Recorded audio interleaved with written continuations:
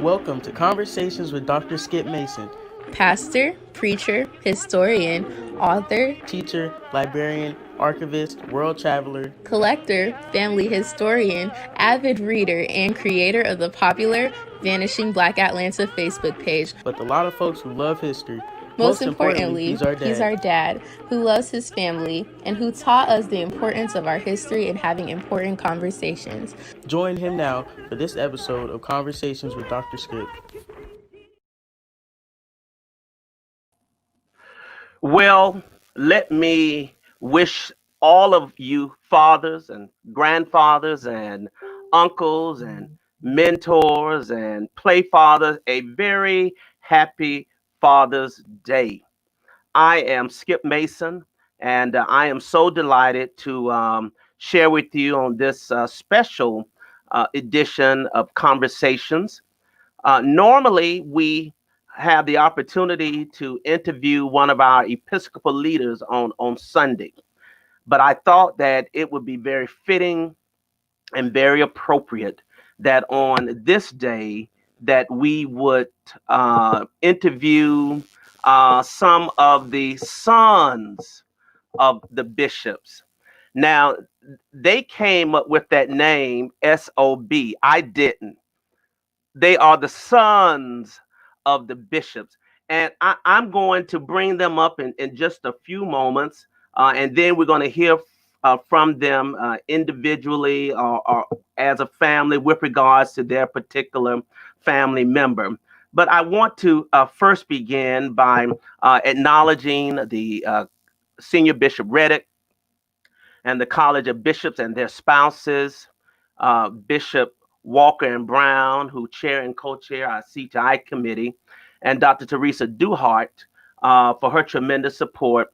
The photos that you will see are courtesy of the families, and I'm very grateful to my brother, Reverend Mike Myers, who assists me with some of my technical needs. So I wanted to acknowledge them, and also a very special thank you to Bishop Othel Hawthorne's Lakey, whose book, From Miles to King, The Bishops of Christian Methodism, 1870 to 2014, is on my nightstand, and I refer to it often. Before I bring them up, I also want to share with you that I'm excited that on this Tuesday, I will spend some time with the family of Bishop Nathaniel Lindsay. They're going to be joining me on Tuesday at 8 o'clock p.m. So I hope that you will tune in and share with me and the Lindsay family. And then on next Sunday, we'll sort of resume back to our schedule with interviewing the bishops. And it will be my delight to share with the 55th bishop of the CME Church, Bishop Kenneth Wayne Carter, who served as my Episcopal leader for 8 years. And so I'm looking forward to having a conversation with Bishop Carter. But today is Father's Day. And so I'm going to bring them up just so you can know who's here, and there's some on the way. Let me welcome the Reverend Norris Curry, Dr. David Isom, who is somewhere, probably on a phone, Dr. Doxy Isom, and Dr. Claude Bass are some of the original sons of bishops that I will have an opportunity. Claude, can I get a smile from you, brother, please? I know you preached hard today. Claude? I know you're trying to catch your breath, but come on, give me a little smile. Dr. Bass? Can you hear me okay? Dr. Bass? All right. Well, we can see him, and we'll work on his sound before he comes. But let me welcome all of you here.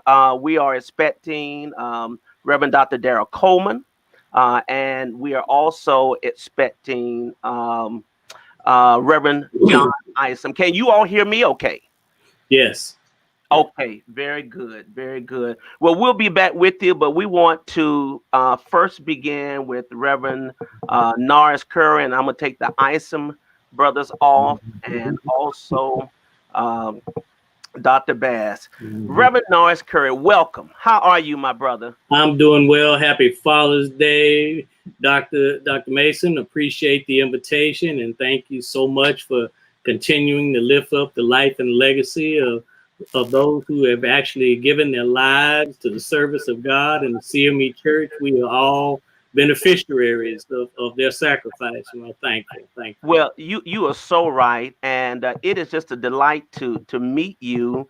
I actually stumbled across a Facebook post with your name on it, and I said, "Now wait a minute.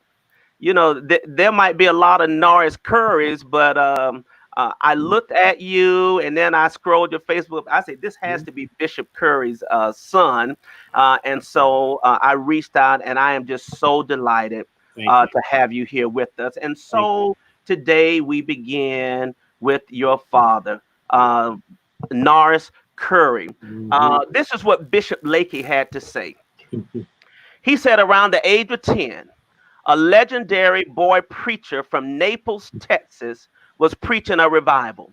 One devout sister became so overwhelmed by his preaching, she got up, marched into the pulpit, picked the boy preacher up, tucked him under her arm, and started out the door to carry him home with her. And he kept right on preaching.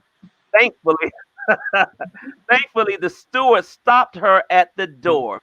That boy preacher was Norris Samuel Curry, who in some 40 years would preach his way to become the 31st bishop of the CME Church. Is that a true story? I know it is. I'm not doubting Bishop Lakey, but tell us about that. Tell us about your dad growing up in Naples, Texas.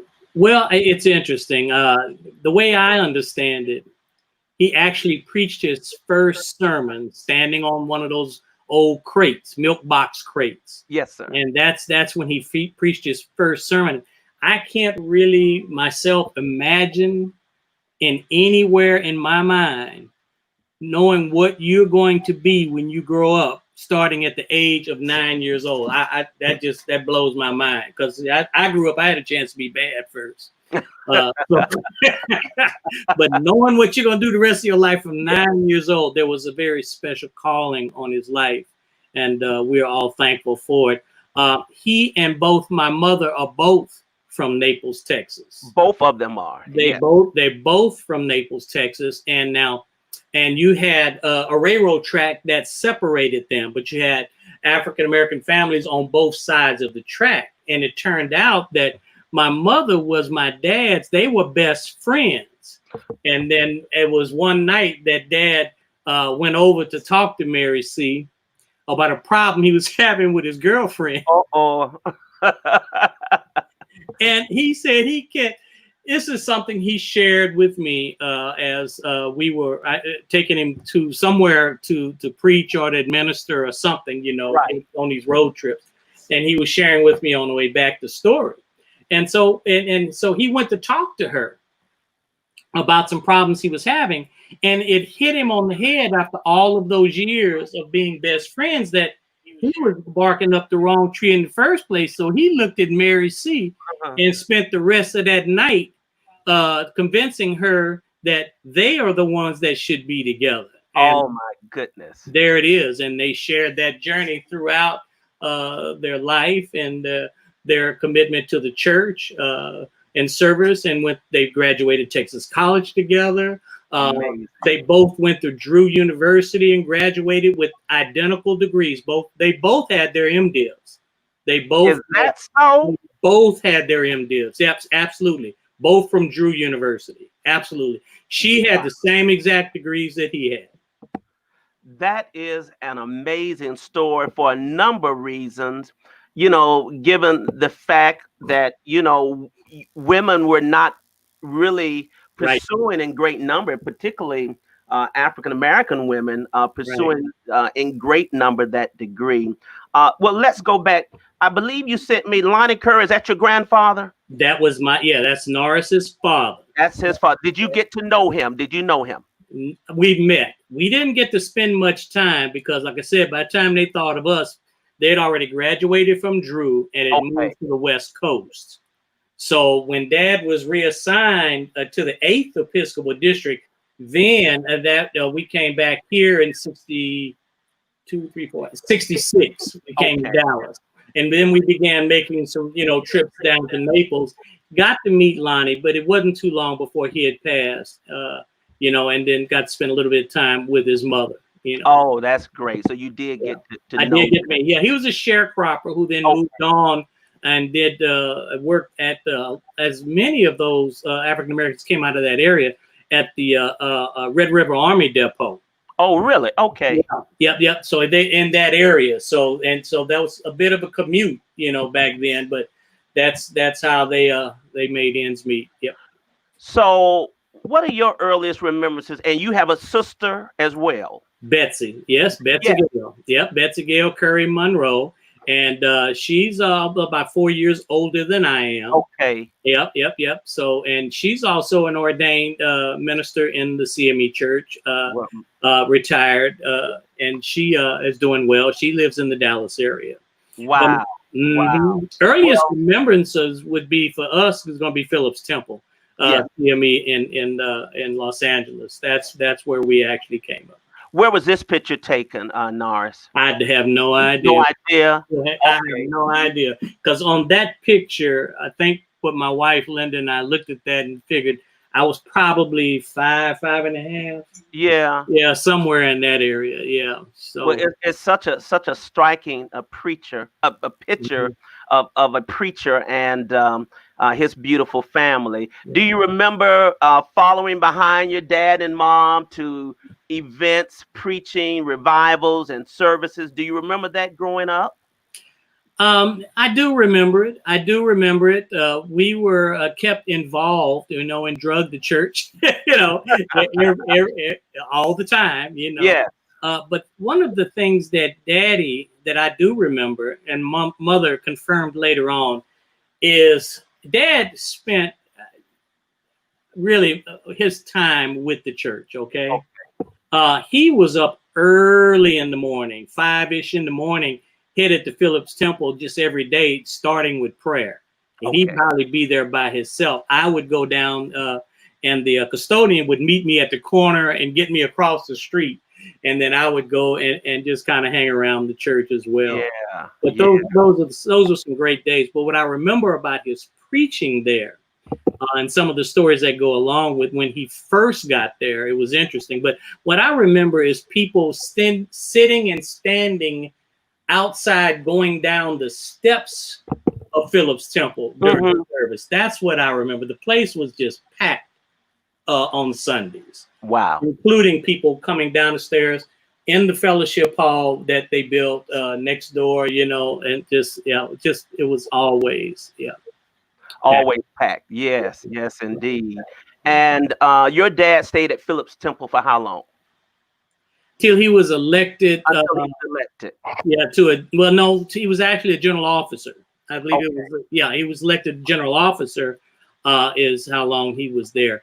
And one of his, I think as if you may have read that, Bishop Carter had a lot of influence in his life. Yes, in fact, I have a picture of that's Bishop Randall Albert Carter. Let me put his picture up because I read that he did have great influence. He was the first college graduate from Payne College. Right. Yes. And but Dad was the kind of person was still you couldn't see the Carter influence in any way, from what I understand, in how Dad transacted his business. It wasn't that type of influence. Okay. But another bishop that Dad was very close to was Felix, Dr. Lewis Felix. Yes, Felix. And actually, they are buried right next to each other. Are they really? They are actually in California, right? They're buried next to each other. Their plots are right next. Yeah, there is Felix Lewis. Yeah, they're buried right next to each other. Oh my goodness! So they really had a close bond and relationship. Close. I believe Bishop Lewis may have been at Phillips Temple. Someone will have to correct me. Bishop Lake, he's the historian. I believe Bishop Lewis was at Phillips Temple just prior to my dad coming in as pastor, but I definitely could be wrong about that. Wow, that's incredible. That is incredible. So we talked a little bit about your mom, and I think we have a copy of her Texas College degree. Right. Patrick Curry, and she too graduated. And I think that this is a photo. This may be some of the bishop's wives. That's what I'm thinking. Right. That's Yeah, maybe some of the bishop's wives as well. And I think this is when you see Bishop Lakey there. Bishop Lakey, Graves, on the end right. there. You know, if I had to guess, I would think that's Reverend Scipio in the middle, but I could be wrong. Okay. He and his brother were really, really tall. Right. And I found this. This is your dad on the steps, and it may be Phillips. It was on the cover of the Christian Index. I know you might not be able to see. That doesn't quite look like Phillips. I saw that picture, but I don't think that's Phillips. I'm not sure where that is though. And unfortunately, my Dollar Tree reading glasses won't help me get that close to seeing what it is. But I just think it was a very striking photograph of your dad. Now, who is George Reynolds? You sent us a picture. That's my mother's father. That's your mother's father. Oh, yeah. Okay. I see a little resemblance. Yeah. See resemblance of your grandfather as well. Right. And so your dad was elected to the bench. Yep. In 1962, which was the year that I was born, for a historical record. And so I'm sure that had to be quite an exhilarating time for him and the family to be a part. Now, after he was elected to the bench, where were you and your sister? What age were you at the time that he was elected? 9 years old. Oh, you all were young. 9 years old. 9 years old. Yeah, I believe the General Conference in St. Louis that year. They came home. We packed up that 52 Buick. Yeah. And we headed out that night, and we had another car, a 48 Chevy. And we had to head out at night because you couldn't, there's no air conditioning. You can't cross that desert at night. Yeah. And so as soon as we crossed that California state line into Arizona, everything in our lives, my sister and I, all of our lives totally changed. I'm sure it did. Because everything became colored and white. Yes, I think that's you. Is that you? Yeah, that's me. I did a little digging to find that. Where you get that from? I can't reveal my resources. You got your PI license. That's a high school picture. That's a high school picture. That's a high school picture. Yes, indeed. Yes, indeed. I tell you. And I think your dad received a honorary doctorate degree. Right. And this is a copy of that as well. Bishop Lakey did a tremendous piece on your father and his commitment to the Methodist way. And Bishop, just really writes with great aplomb and support about your dad's total conviction to the Methodist way. I want to share, which I just think is a gem, and I hope that that those who are listening can hear.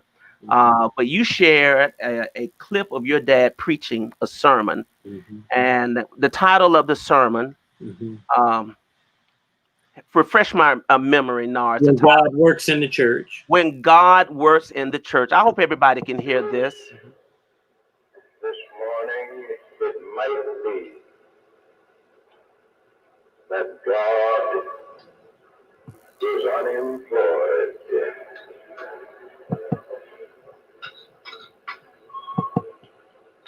The ministry is employed. The secretary, the official family, the custodian. Others who receive salary for their work, and it might be that they are there for their salaries,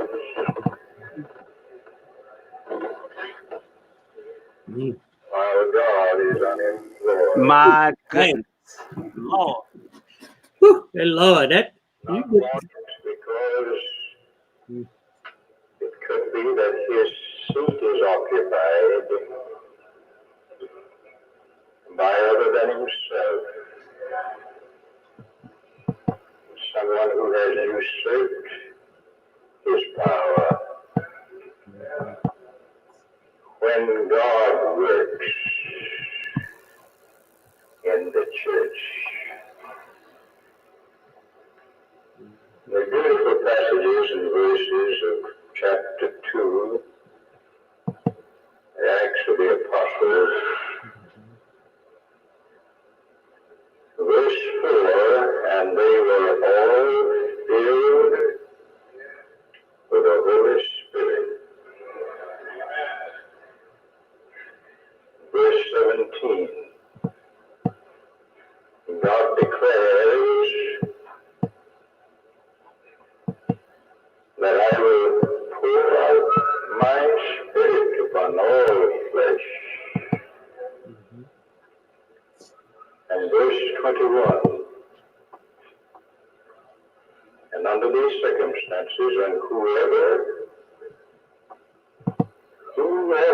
calls on the name of the Lord shall be saved. And verse 41, so those who received his word and were baptized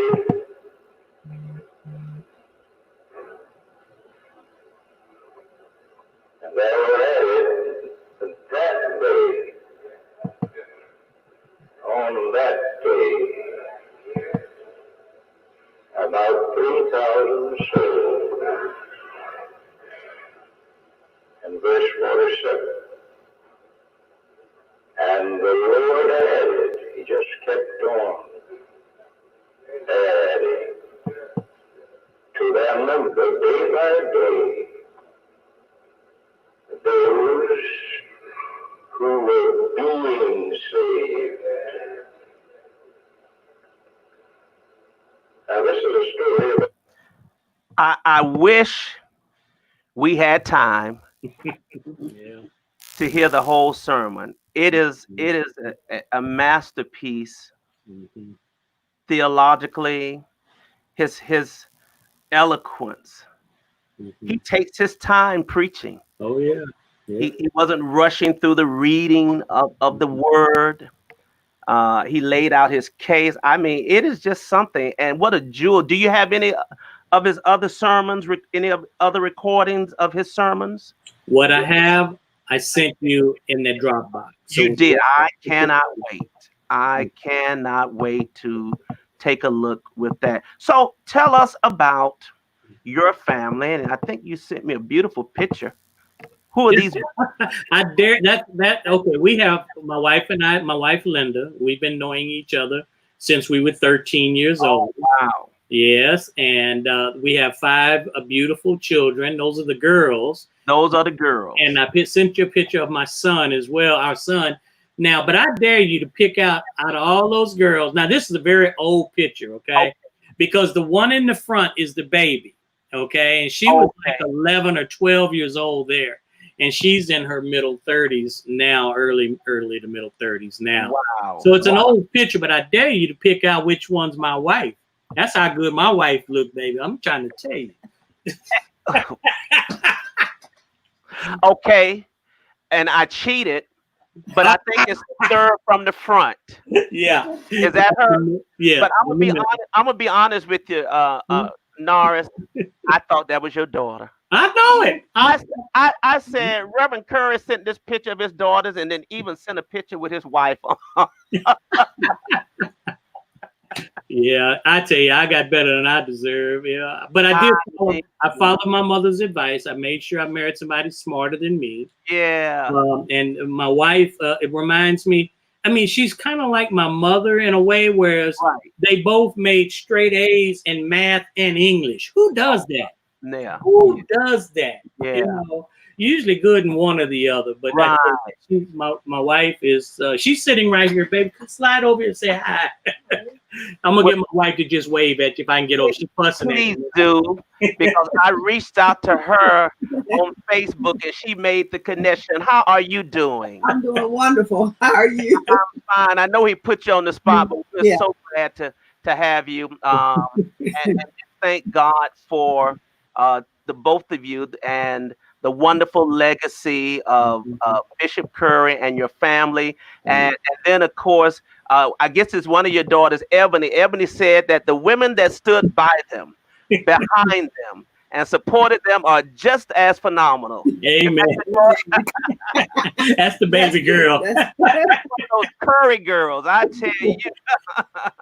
They're all strong in so many ways. Oh, I'm Yeah. Oh my God. Yes. Yes. I am sure. Yeah. We are so proud. They make us all so proud. Yes. Well, I tell you, Dr. Orinthia Mason said Bishop Curry was Holy Ghost filled. And now, let me interrupt you just real quickly, and because I know you got to run on, you have a program, but I'd have to say this is something I think is just really important in our cultural sense of worship. You asked me a question earlier that I wanted to get around to. One of the things what I remember about the worship experience with my father, I remember there was always, didn't understand it then, but I do now. There was always an expression and a recognition and an unashamed expression of when people were touched by the Holy Spirit. It moved in a way, and I think that's why one of the reasons why I connected with Christian Chapel in a way, because it reminded me so much of that. Why we would always ask people, why did you join this church? Right. People have so many different reasons for joining. But one of the greatest reasons they always had in common was that we felt a freedom to worship. Oh, wow. That was just a common theme, a thread throughout. And I remember that in early church with my father, and when he preached, is that people would come and they didn't care who was around. They didn't care what anybody thought about them. If the Spirit hit them, they were gone. It was it. And Dad never tried to squash that. Never. At all. And that, I mean, and I think the writer also mentioned about him preaching in Oklahoma, where he went up and there was so many people that began shouting. They ran out into the woods. The last part of that story, I heard that they were still running the woods by the time he got back home to Dallas. But I mean, I guess that was important, and that's one of the things that we just really loved about our worship experience and our time at Christian Chapel under the direction and leadership of Dr. Jerome McNeil and Billy McNeil. It was just awesome. It was great. We had a great time. So that reminded me of home, and I wanted to kind of point that out because the movement of the Spirit is so important, and I think our churches still have that. We're still alive with that, and we still encourage that. And that's why I always have hope in this church, and that we're going to survive and grow and be better than we've ever been before, because God still has his hand on it. God still has his hand. Absolutely. I wanted to just pause. It's so good to have Sister Lady Clarice Flake Cunningham on sharing with us. I don't think she's missed one of the episodes and interviews, and I'm so grateful to her, and we continue to send our prayers. Would you like to say anything? Yes. Yeah, Sister Clarice and I, and Linda, we visited so much with them, and we miss Dr. Cunningham, Bishop Cunningham, so much. I tell you, that man, he has such a pastor's heart.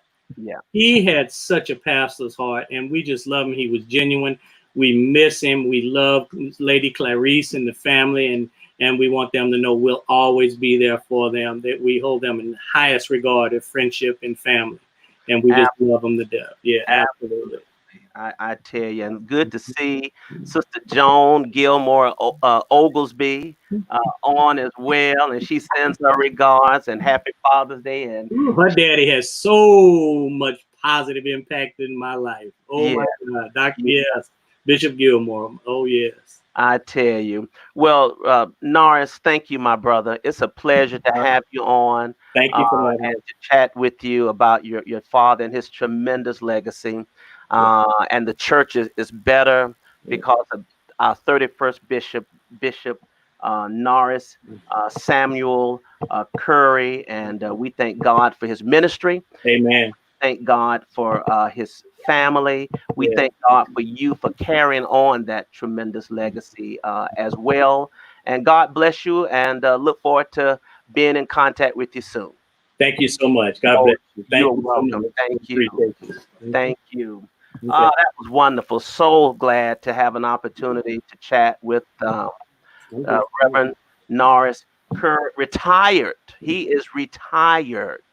And so now it is my pleasure to bring up and to share with you all on another one of our distinguished bishops, the 36th bishop of the CME Church.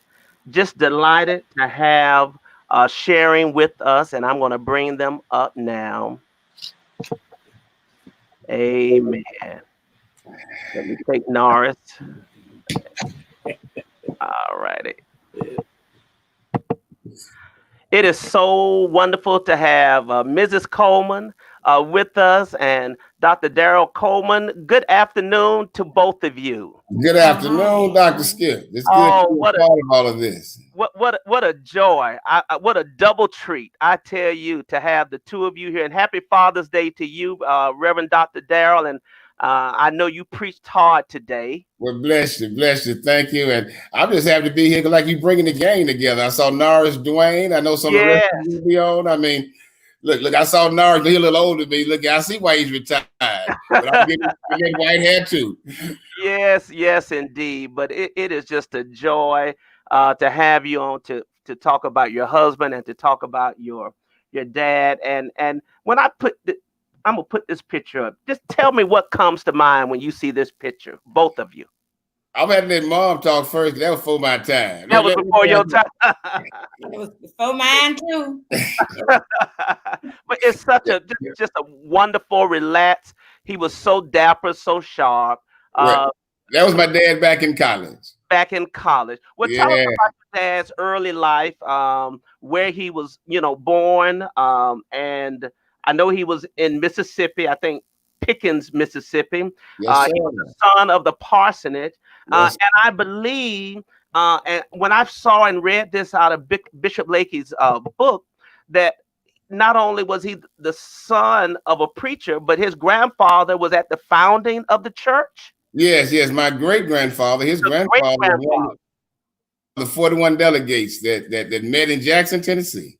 That is amazing. Yes, sir. That is amazing. Well, tell us a little bit about your dad, your husband, his early life growing up, and how he, got into the ministry. Of course, if he's a son and a grandson, he was predestined for that. But just please share with us some of your memories of your time with Bishop Coleman.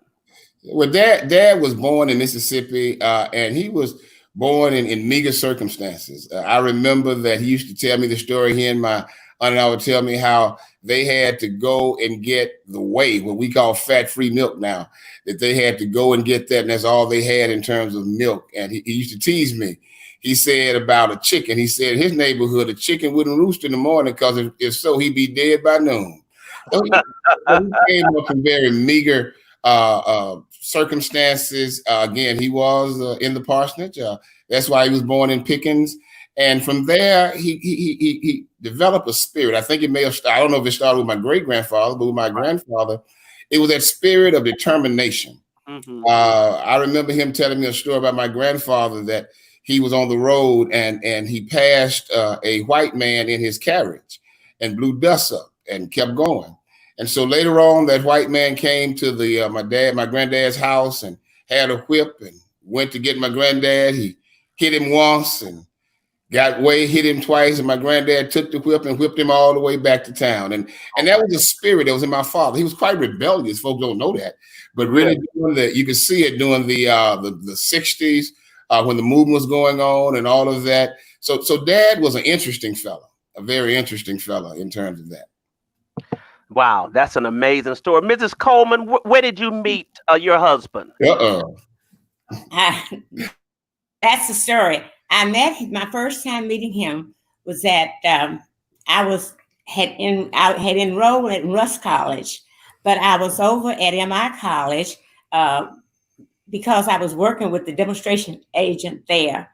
And I was in the hallway there, and he was just coming there to teach, and I was over at Russ going to school, just getting started. So he walked up to me and said, "Hello, Miss Llewellyn, who are you? You're your sister." And I told him that I'm my sister. And he started following me from that on. In fact, I always had, we would play softball at Russ. He come every evening we played softball, and he made it his business to say hello to me. And so we struck up whatever and been dated all that time. And then I left Russ my sophomore year and went to MI College. Reason because there were a lot of young ladies over there, young teachers, and I couldn't keep up with him at Russ College, and he at MI, so I enrolled at MI College my sophomore year, and so that's the way the story goes. That is that was funny. You said you couldn't keep up with him. Well, as beautiful as this picture is, he probably was trying to make sure he could keep up with you as well.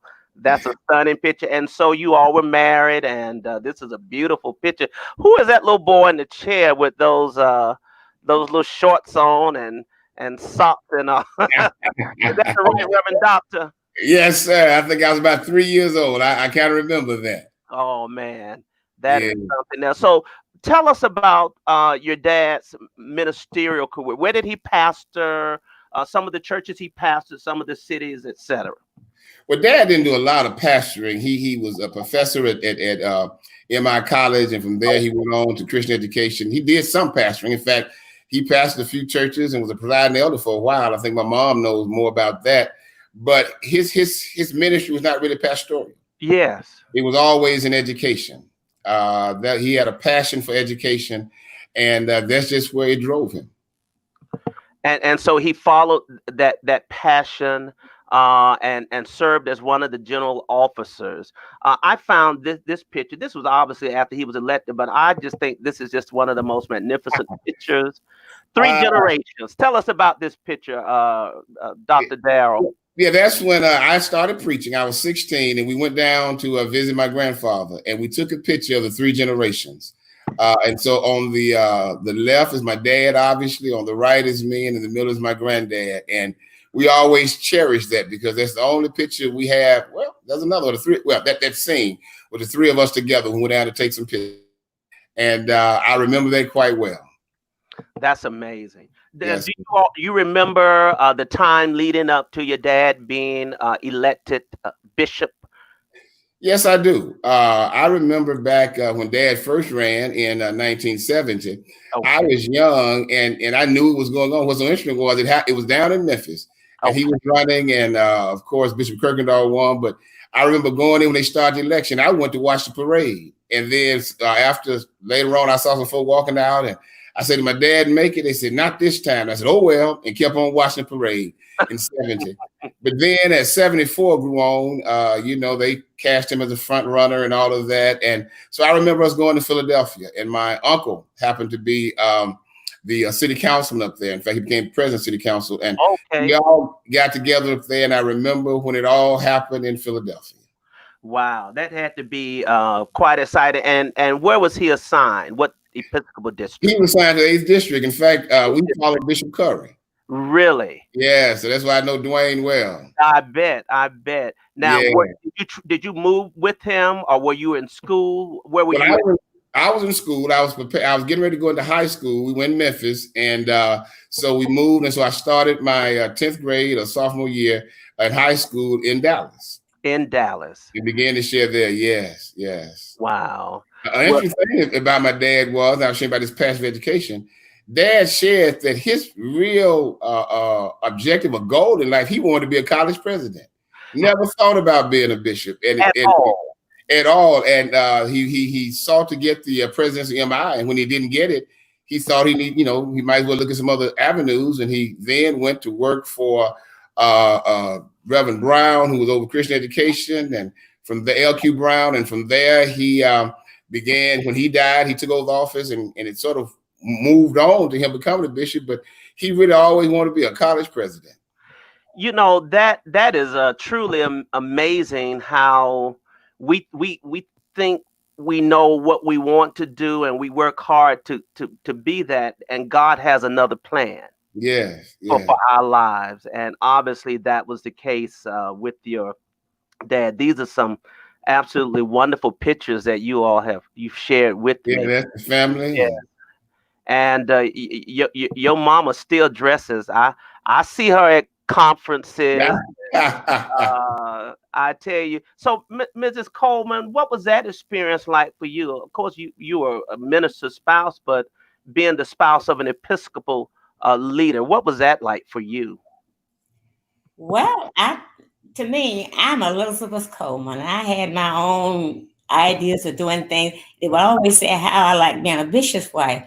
That's what I try to do. I try to be Elizabeth Coleman, and if they're all in with the bishop's wife, it's all right. And so my husband would always say, "Be yourself," and I've always tried to be myself. Yes, indeed. Hey, Dr. Skip, her great thing was she loved being C.D. Coleman's wife. You heard that she had to go get him. I heard that. I tell you, well, obviously it has been just a tremendous journey for the Coleman family. I mean, what's the poem where you can walk with kings and not lose the common touch? And your dad has been involved, and I think he served as senior bishop for over 20-something years. No, he was in Texas for 20 years, but he served as senior bishop for eight years. Oh, okay. He served in Texas for 20-something years. 20 years, his whole term, and then he served as senior bishop for 8 years. Yes, indeed. I tell you, here's the article that was in the Jet magazine. Right. You know, the story goes that if you didn't make Jet, you didn't make it at all. You know, Jet helped to affirm, and CME Bishop Caesar Coleman named denominations CEO. That is just tremendous. And you know, his tremendous legacy that he has left. I'm just going to put up a few more pictures. A great picture of you and that was my great friend. Bishop Lockett. In fact, a lot of people don't know that when I started preaching, my dad assigned me under him at Kirkwood as the youth minister. And he and I would ride around together. In fact, I had to share, he taught me how to preach. We ride around, and he other nights, you know, they shared. He was such an intellectual. He talked all kind of philosophical things, and he was like my big brother. Oh, isn't that something? Now, this is one of the favorite pictures that you sent me of your dad and Bishop Lindsay and Bishop Gilmore. Yes. Yeah. Those were the three living seniors at that time. Yes. Oh, what a tremendous picture. Let's see. Willie Mae Willette says Bishop Coleman was a prolific writer. And I'm pleased to have 2 of the books that he wrote. Tell us about the books. Oh, wow. Dad wrote several books. And I tell you, the most amazing thing to me is he wrote a book called Beyond Blackness to Destiny. Okay. He dealt with the agenda of the Black church. And, you know, he's my dad, so I really didn't think much of it. So I remember when I was in seminary, I went to take a class. And I got the reading list, and I looked down the list, and lo and behold, one of the books I had to read was my dad's book. Oh, my goodness. I went back to the house to see him that day, and I said, man, you must be something else. They got me studying you. And he told me, he said, no, I'm just the same father you always knew. But that had to kind of blow your mind for a minute. It did. Yeah. Yeah. Yeah, Dad did a lot of things in terms of his writings, particularly to say he did a lot because he had to. If you look at Christian education, he wrote the first primer that we had, the CME primer. I think it's the only one still in existence today. That's right. That's so true. He wrote all kinds of articles. You know, he and Bishop Johnson were very close, and Bishop Johnson chose him to write the preface, if you will, the foreword of his book, Soul of the Black Preacher. Oh, yes. Yes. Yes, we had the Johnson family on a few days ago, and I have that book in my collection, one of the original copies, which is just a tremendous book and all. But yeah, your dad was a prolific writer. Now, did he preach much? Talk about his preaching style for a moment. Dad preached, and as he in his later years, Dad could kind of preach, but he was still that scholarly preacher. In fact, people tickle me because his style and my style are so different. I remember when I'd get the big handkerchiefs and all that. My dad said, "I don't see why you need this. I can preach all day and don't even need a handkerchief." You know, all that stuff. But he had very deep sermons. I mean, one of the things he taught me, and people don't realize, he said, always look for the hidden gem. Don't preach the common. And he had that way of always seeking to find that jewel that others had missed and develop it. And so he had, I mean, it was very, very deep in his preaching. Wow. Just getting tons of comments. Dr. Nellie King, Bishop Coleman was a great leader for the missionaries. And Joan Gilmore Oglesby sends her love to you and to Mrs. Coleman. And what did your dad do to relax? Did he have hobbies? Did he enjoy, gardening? What did your dad do to relax? Well, my dad, first of all, I share with you, my grandmother told him very early on that you better get a job with your mind because your hands have struck, because he didn't like to do a lot of work. But Dad was one when he would call his day. I appreciate it now as I'm working hard. Dad would end his day and he'd come home and he'd watch television and he'd read all the time. I mean, he had Time magazines and all kinds of magazines. And so that's really what relaxed Dad. And every now and then, he liked to tinker with things. He really liked the technology. So Dad would sort of do that. And one thing he taught me, I just shared that I remember one time when there was a big situation where he was singing bishop and something major was going on in the church and all the bishops were calling and got rough. And I remember my dad, he would, just take some time off. I remember he came and just went and relaxed. And I looked at him and he said, "Daryl," I said, "Dad, what you going to do?" He said, "Daryl, when you've done all you can do, just give it to God and rest." Mm-hmm. And I learned that from my dad. He had a deep spirituality. One of the things that impressed me the most, I always remember walking his room and seeing him on the side of the bed praying.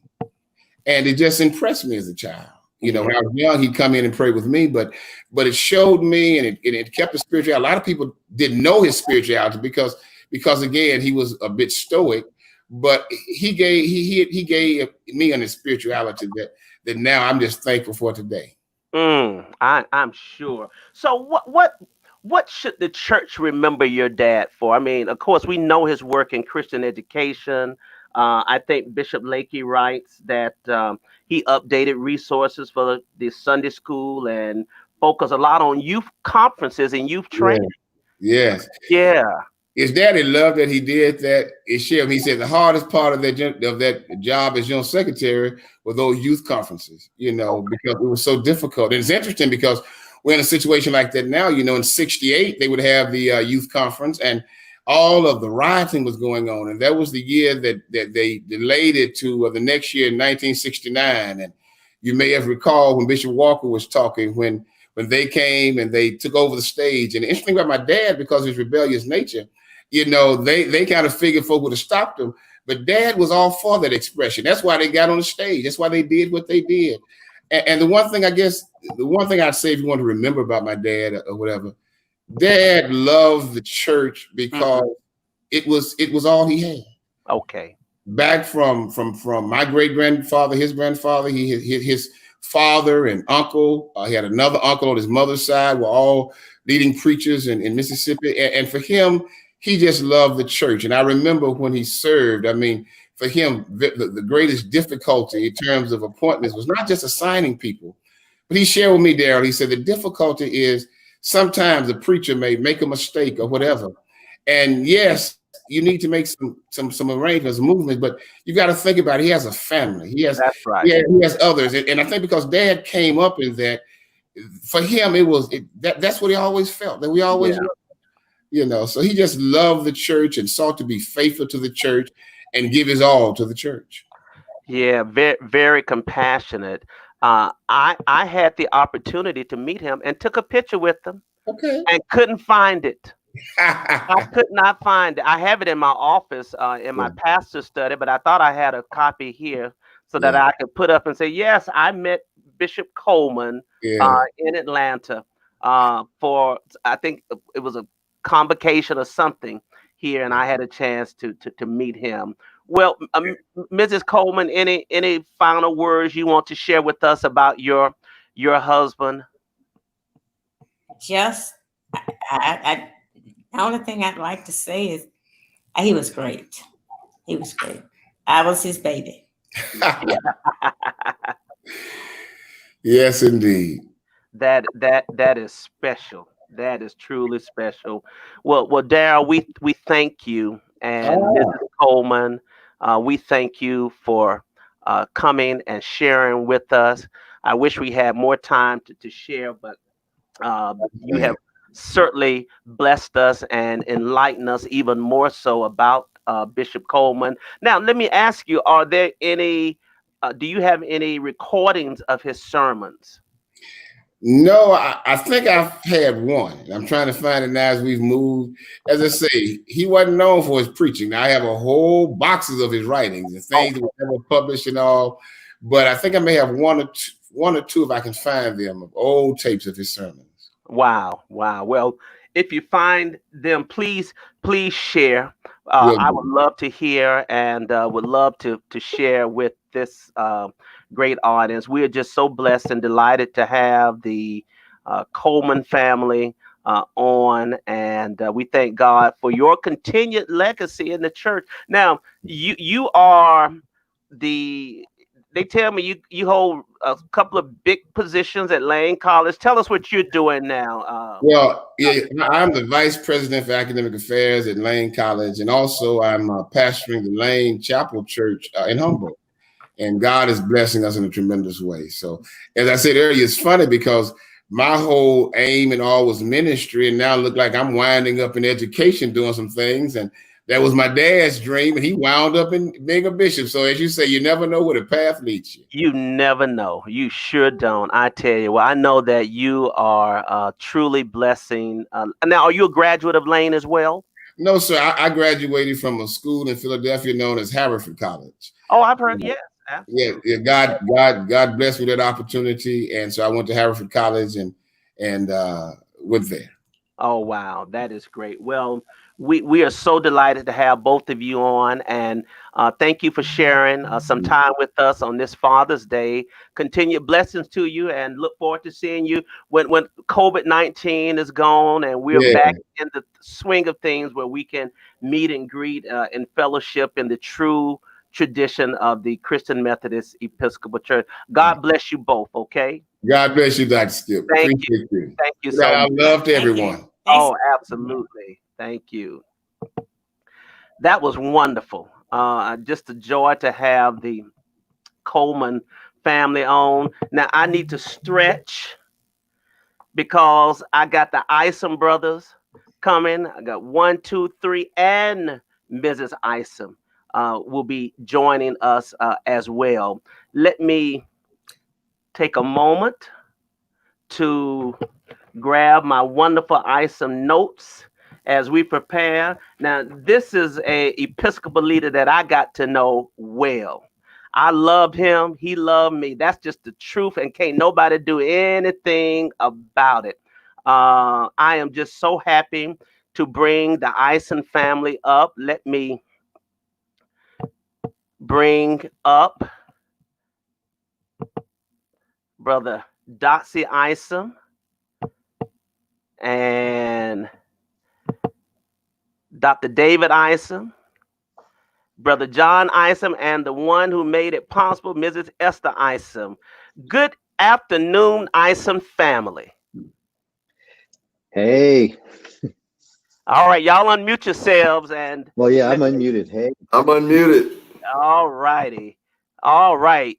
How are you all doing? And it's so glad to have you. Mrs. Isom, I can see you, sweetheart. Brother John, you are still muted, but let me see. Yeah, you're still muted on your end.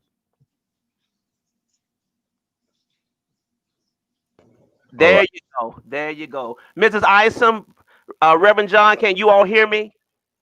Oh, yes. Okay, very good. Mrs. Isom, how are you doing this afternoon? I'm doing very well, thank you. How are you doing? I'm doing fine. It's so good to have you on and to have your sons on to talk about. Now you have to be real careful, when you say like one of my favorite bishops, because you don't want to insult some of the other bishops. But Dr. Isom was one of my favorite bishops.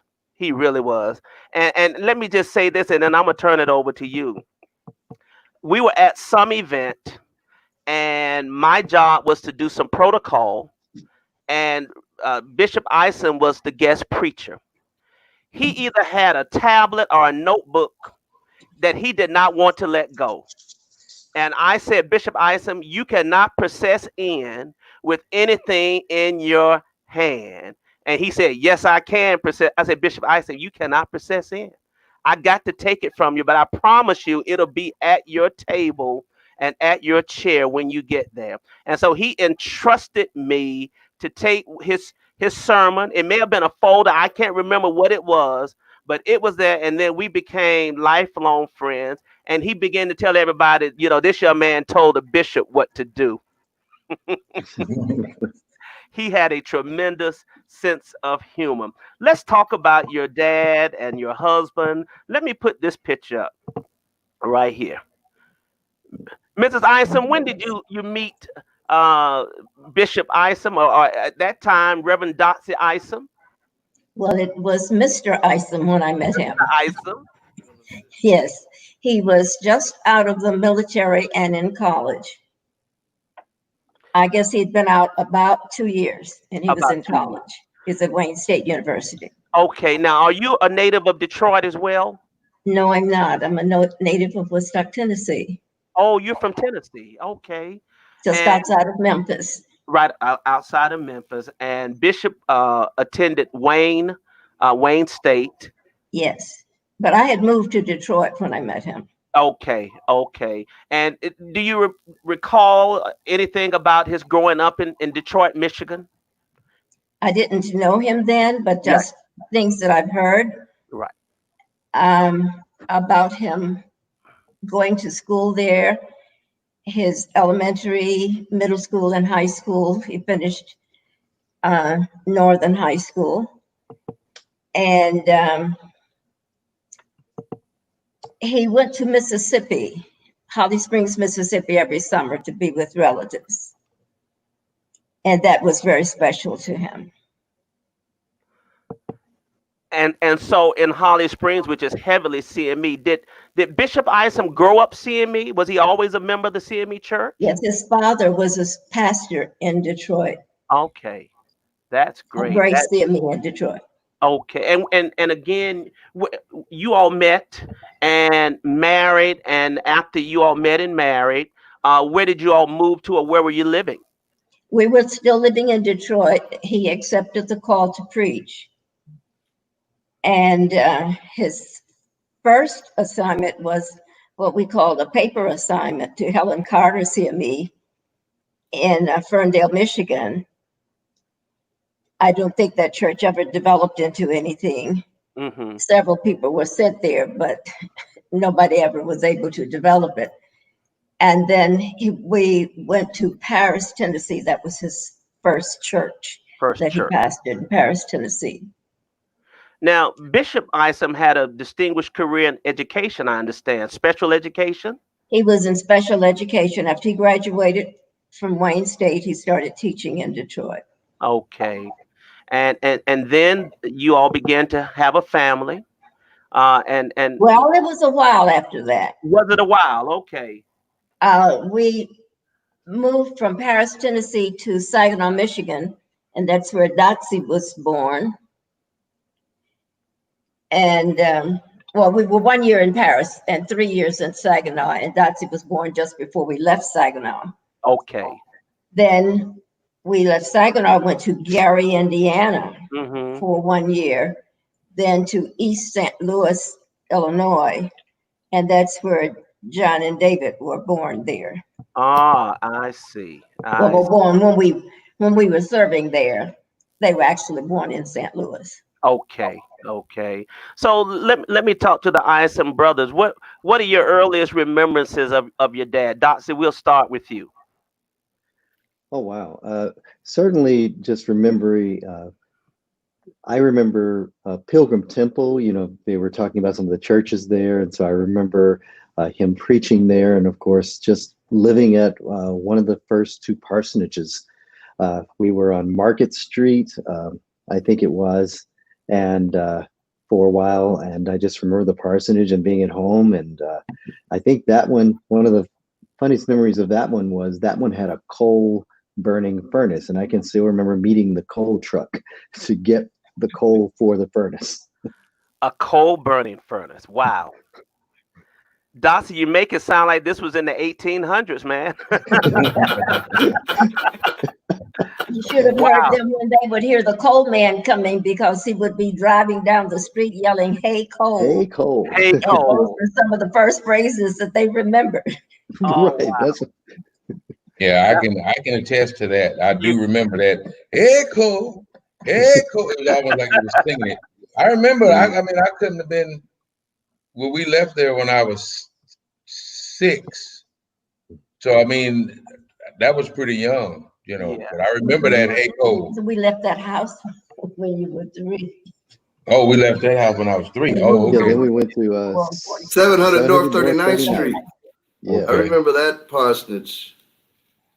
So you all are children of the parsonage, and were all eyes on you? Did you have to walk the straight and narrow as children of the parsonage? Did your mother give you the rules before? We were angels. Yeah, we were right. angels.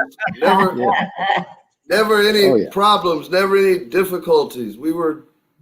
Well, no, that's not true at all, is it, Mom? Mom's on here, so I can't tell that one. You can't tell that one, huh? Yes. But if I can say, Please, John. one of the things that I do earnestly appreciate, and I've shared that home never felt like church. Okay. You know, and that was meaningful. As I look back, you know, I hear about preachers' kids who home is just like the church, you know. Right. And home was never, it felt like home. It didn't feel like the church. It didn't feel like an extension of his pastorate. Okay. You know, he was father. Yeah. Mm-hmm. Wow. You all. Yeah, well, it's interesting. John says that because not only was that the case, but our home was open to the church when there were certain. It was really when there were certain CYF events and functions. Many times, you know, growing up in Chicago, we were born in St. Louis, we were raised in Chicago. So most of my memories are Chicago, but growing up in the house there in Chicago, Christian Youth Fellowship, choir rehearsals, so many youth programs Dad had going at St. Paul. Many times, a lot of events happened at our house, and they were just super fun. That's where we learned so many lifetime friends that we have actually today. Yeah.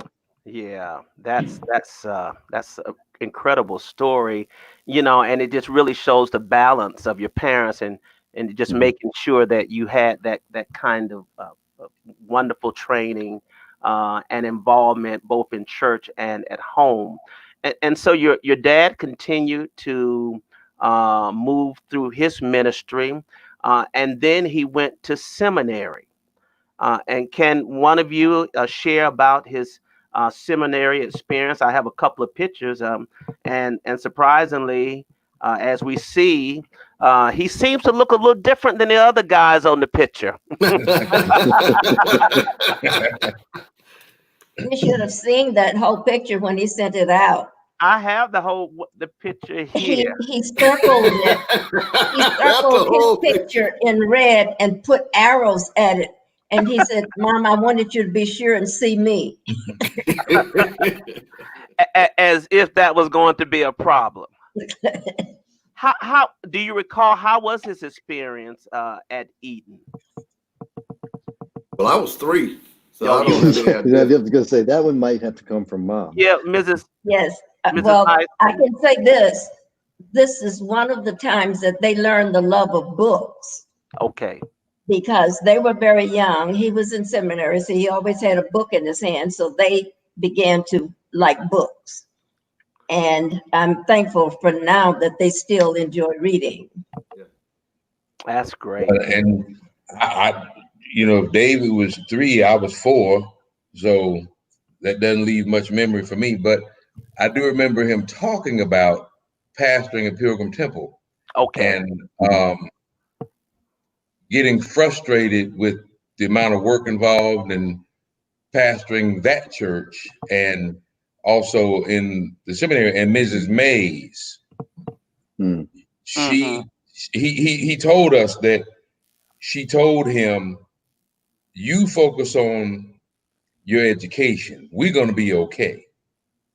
We'll make sure that everything, you know, continues to operate the way it ought to here. Don't burn yourself out with us and miss out on education."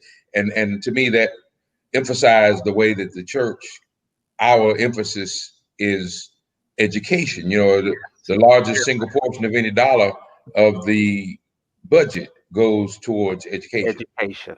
That's true. Are you all still avid readers? You still enjoy books and Oh, reading? absolutely. Yeah. I actually, I always. John's written 3 books. Oh, really? Yeah. Tell us about those books. Well, the first one was I was pastoring in East St. Louis in probably in 90 between I started in 94, about 95, 96, you know, I started to get a lot of interest in people were interested in the church, and I looked at the size of our discipline. I looked at, you know, the size of the CME catechism.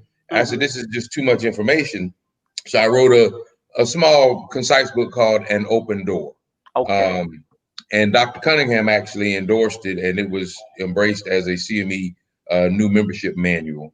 And then I wrote the second book is called Answer I Do, Answer I Will, and it was a layman's perspective on the articles of religion. And I wrote that using those 2 questions from the membership ritual: do you and will you? And the answer is I will, answer I do. And so, but do you really know what you're saying you'll do? Do you really know what you're saying you will? And so I wrote based on that perspective, that book. And then the third book is called Revival of the Original Call, and that the ministry be not blamed. And it's sort of a ministry manual. That is incredible. And your dad wrote a book too, several books. Well, one book on Christian education, and then he was a co-author on Christian education, and then he wrote a book for a convocation study, I believe. Yeah, biblical. The bishop. Basic What is biblical that one, teaching David? skills. Basic biblical teaching skills. Yeah, yes, basic biblical teaching skills, and he taught that at the convocations for 2 or 3 Skip, I got years. something. While Mom's talking about writing books, she probably forgot she was a writer as well. Oh, really? This Tell is us a book. about that. This is a book. The Power of Unity, Praise, and Prayer. Prayers by the Bishop's Wives Auxiliary of the Christian Methodist Church. Wow. I was the editor, not the writer. She was the editor, one of the, yes. But I was the editor. Wow, that's great. So let's talk about for a moment your dad's journey to the episcopacy. When did you all hear? How old were you? Where were you? Mrs. Isom, did he come home and say, they want me to run for bishop? I want to run for bishop. The Lord is calling me to run for bishop. How did you hear about it? He said, I'm going to run for bishop. And so it was his decision. But he eventually said, I really feel that call upon me. Right. But that was in about 1976, 77, somewhere in there. Isom brothers, you all remember that journey? Well, I certainly do, because he wasn't elevated at the first general conference. Okay. And so I remember that experience being in that general conference and in that, just sort of giant aggregation and really thinking it was going to happen and believing it. And then sort of watching when it didn't, which I think really is a testament to just how he was as a pastor, to come back to St. Paul and just continue to pastor in such a strong way. And as I wouldn't say as though it never happened, but it wasn't something that we talked about or that he sat in and thought about as a defeat. It just wasn't that time. Right. And then of course the next time it did happen. What was And interesting, I kind of Skip, remember. Yeah. what I remember too about that is Dad was very close to Bishop Lindsay and Bishop Cummings, right? We were raised so closely in these connected spaces that Uncle Lindsay was elected instead of Dad, right? I mean, it was we grew up calling Bishop Lindsay Uncle Lindsay. That's period. Bishop Cummings was elected, right? These were people that just embraced us as their own children. Right. I've called Mrs. Cummings mom, right? Forever. When I see if I see her next week, it'll be, hey, Mom. Right. That's how close we were, you know? Yeah. And we know you have Bishop Lindsay's family next week, but I've been just all this week chatting with Wayne on a project. We're both musicians and we both do a lot of different things. And as such, we've been in touch, as David said, just like family, and we connect in that. So. And you had mentioned it. Were you all working on that Donald Lawrence piece? Is that public yet? It's out.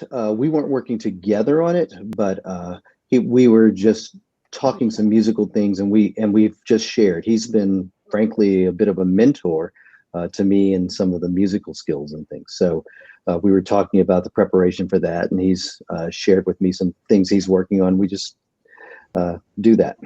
Yeah, he sent me a video clip of his latest project.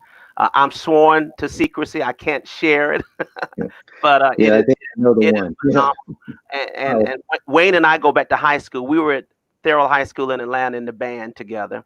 And we were roommates at Leadership Training School at Payne College. Both of us bringing fans because, they didn't have air conditioning in those dorms back in the day. So we've been we've been good friends. But let me put this historic picture up here. This is probably one of the most celebrated photos in CME lore and history. This great class. Any of you all want to share anything about these your father's classmates? The funniest, I gotta share this, and when Bishop was elected, when Bishop Graves was elected, and some remember this, and we joked about it, and he remembered it. I wish he were here today to vouch, but when they lifted Bishop Graves up, he had a hole in his shoe, the bottom of his shoe. I'll never forget it. He had a hole in the bottom of his shoe, and he joked about it, saying that's how he had run and run and run for Bishop. But when Dad didn't get elected that night, I actually thought that he had been elected and had gone down to kind of celebrate. And he's like, son, they just adjourned. That is interesting, especially the hole in the shoe piece. Yes, true story. From Bishop Graves. And so obviously you've gotten to know these bishops very well over the years and knew them. Of course, Bishop Broomfield has gone on, but quite the bond between them. Oh yeah, they Well, were I close. think they Yeah. knew all of them again before they were elected because of the closeness of the family ties in there. Yes. Let me share this quick. It's just a small clip, but it just speaks to it, and I just thought I would share this with you.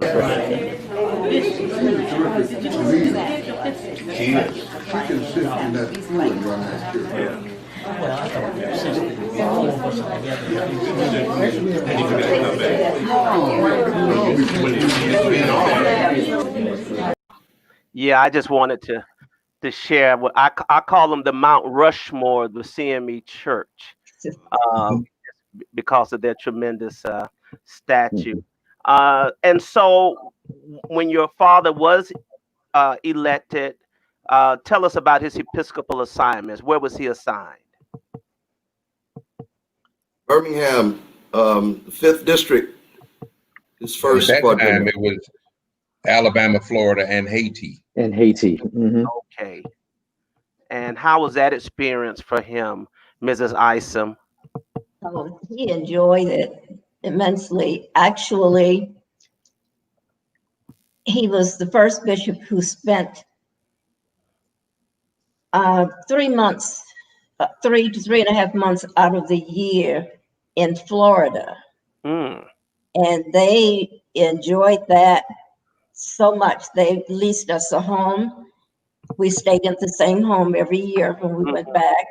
And that just became home. The neighbors became our good friends, and all of the churches there, we really thoroughly enjoyed that very much. Oh, I'm sure you And did. Thelma Alabama Dudley. was very nice. That great, big, monstrous house. Mm. We lived in an antebellum mansion, and that was some kind of house. Was it a huge house, huh? What It was Oh my huge. goodness. what With a part of, ballroom. oh my goodness. Again, what part of Florida was that? The house was in Birmingham. Oh, the house was in Birmingham. Okay. The house in Florida was just a normal 2-bedroom, nice little house. Okay. We were there for 3 to 3.5 months, but the house in Birmingham was that big mansion The big mansion, with right. the ballroom, carriage which I house and thought was all going that. to be my sewing room, Mm-hmm. until one night I was in the house alone for maybe a weekend, and maybe longer than that. And I went up to sew a little bit, and the trees were brushing against the windows, scraping against the windows. The pigeons were cooing, and squirrels were playing with nuts in the attic. And it was so frightening. I grabbed my great big sewing machine, cabinet and all, and I dragged it down the stairs to a bedroom. And I didn't sew up there. I couldn't work up there at night. Yeah, Mrs. Isom, that's a whole lot of sounds going on. Oh, that was scary. Oh, I can imagine so. I can truly imagine so. Well, so many people are sharing comments and remembrances, particularly about Bishop being in Yeah. the 5th Episcopal. After the 5th Episcopal District, where was he assigned? We went to the 3rd Episcopal He went District, to the 3rd. Mighty where we third. stayed for Mighty 16 years. 3rd. Yes, I think they call it 3D now. I think that's Oh, what I hear them it's say. changed a couple of times, but it was the Mighty Third. It was the Mighty Third, Mighty 3rd. and that came from Bishop Allen. And then it changed names under the next bishop, and then it changed to 3D again. You mentioned So, Bishop. but we had a wonderful ministry there. I think I read that Bishop J. Claude Allen ordained your father in the ministry. I believe that's what I read. Yes. Yeah. Mhm. That They he don't ordained- remember that, but yes, they Yeah. know that. Yeah, that he That ordained. was before their time. Okay. Well, I want to share a couple of pictures with you. Here's one. Check out that suit Bishop has on, man. I tell you, Ebony Fashion Fair model all the way. Wow. And that's Benny Stewart. That's and the gentleman in the middle is Benny Stewart. He was a alderman, and he was appointed congressman following the death of Jesse Owens. Oh, okay. Yeah, in Chicago, and he was a member of St. Paul CME Church in Chicago. In Chicago. Right. Okay, wow, that's nice. With then President Jimmy Carter. Now, are these your dad's siblings? Yes, that's from Yes. left to right. That's Uncle Manuel, his youngest brother, and Aunt Doris, and then that's Dad and Mom. Then his oldest brother, Uncle Clint, and Aunt Mary, and then that's Mom's brother, Armstead, Okay. and her and Earlene. So that's the close knit group right there. Yeah. Yeah. Oh wow. Very That was a surprise birthday party at St. Paul in Chicago. okay. That he didn't know all of those folk were going to be there. I'm Oh, sure he yeah. figured something big was going on. But I that was bet. that event. Yeah. This is a nice one here as well. Them buddies right there. Yeah, Bishop. He- Bishop- And David, I think you will remember this photo here. Oh yes. Yes. Oh yes. This was at a convocation in Atlanta. Yes. Yeah, I was there too. Yep, and I accepted an award on behalf of Alpha Phi Alpha. Alpha Phi Alpha. I just talked to Lakey today. I talked to Lawrence Lakey about an hour before. Oh, you Those are did? all Alpha men in that picture. About an Yeah. hour before this call, I talked to Lawrence for a while. Oh, that's great. Yeah, this is one of the pictures that I cherish, and here's another one that I have too. I got this picture, and I began to get signatures, and the only one that I do not have, of course, is Bishop Lake, and I've been in Bishop Lake's presence so many times that I keep forgetting to ask him to sign it. Here's another one of some of the college as well. And let me see, I think I have maybe one or two more that I just wanted to share. Some great images that you all shared, and I appreciate that. It's a nice one there. Yeah. And a family photograph. And here's one with your dad and President Clinton. Very nice. Blessed life, and he represented the church everywhere he went. Some of the early things that you asked earlier, our dad was a dad of prayer. He worked hard. He went every single day to the church, got up every morning, went to church, came home every evening. Mom cooked dinner. We were like the wholesome family. Mom cooked dinner every night. We had dinner as a family every single night, right in between 5 and 5:30. Dad would take about a 30-minute nap and go back to the church for a couple of hours. He worked very hard in the city. He was a commissioner there, worked very, very productive work in community and politics. Yeah. Yeah, he stayed busy. Now, did he have a good sense of humor? No, he wasn't funny at all. Oh yeah. There was always a joke with something. It was Yeah. always Yeah. a joke. Always. But read between the lines. Okay. But read between the lines. Make sure you weren't receiving a lesson that might prove to be costly while you're laughing. I hear you. Well, the word was always laugh with him, but always remember the last thing he said. Ah, yes, yes. He's acting up there. Yeah, I tell you. So, as I've asked the others, how should the church remember your dad and your husband? What is that lasting legacy that Bishop Doxy Albertus Isom Jr. has left on our church? Well, I think all of us will have a perspective in mind to being aware of time would be that in many ways he's a trailblazer. And I think about it from my perspective and the musical perspective. I remember at St. Paul when we brought in drum sets and we brought in electrical instruments, electric guitar, digital piano. We did things that, and Mom, I will remember this, Bishop Allen not wanting a drum set, but next thing you know, during the music, he's tapping his feet right there. So I just remember him as a trailblazer in many, many different ways. Yeah, and I don't want to take up my brother's time as well. That's a great adjective. John, what about you? I would probably it would probably be two things, and both of them have to deal, because you're talking about the church, the legacy. Do your work. Mm-hmm. I mean, there's no excuse for not doing your work. Take communion to all of your sick. You know, I learned my first charge, and each one since. I go in, I meet with the officers. The first thing I ask for is the list of the sick and shut in. Right. That's what I he go told to every sick and shut in. I take communion. Do your work and do more for the church Mm-hmm. than you ask the church to do for you. Wow. And the church will take care of you. Mm-hmm. And I've learned that.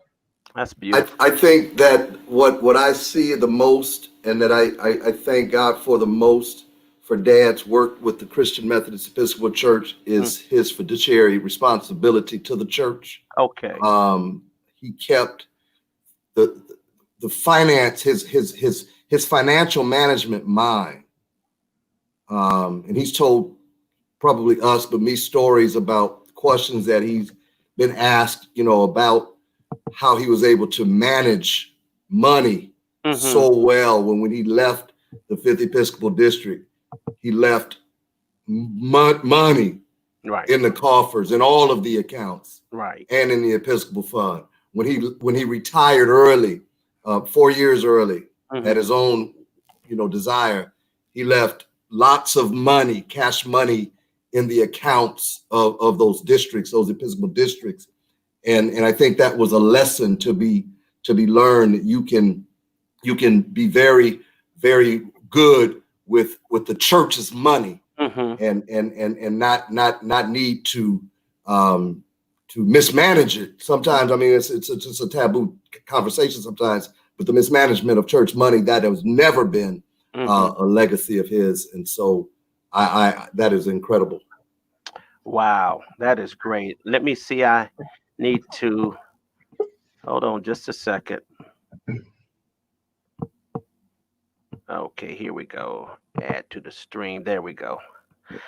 As I say each week, I'm the host, I'm the producer, the engineer, and I'm trying to figure out how to maneuver all of this at the same time. But any rate, well, these are just wonderful thoughts. Mrs. Isom, I'm going to let you have the last word about your husband and what we should remember him, the church should remember him, particularly as we celebrate 150 years this year.